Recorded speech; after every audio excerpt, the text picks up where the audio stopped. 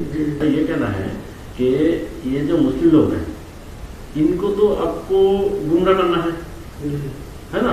इसको आपको कुछ हद तक जाके इसको बेवकूफ भी बनाना। अगर आप बेवकूफ नहीं बनाएंगे तो वो उनका पास चला जाएगा। तो ये आपका पॉलिसी क्या पॉलिसी ऐसा ही है। देखिए मैं उनको भी बोला, शुभेंदु जी को बोला, मेरा पास पैसा चाहिए। मैं मुसलमान को इकट्ठा करने के लिए, उनको चुनाव में मेरा पास वोट लेने के लिए, वो एक एक सीट में 3 करोड़ 4 करोड़ खर्चा होगा।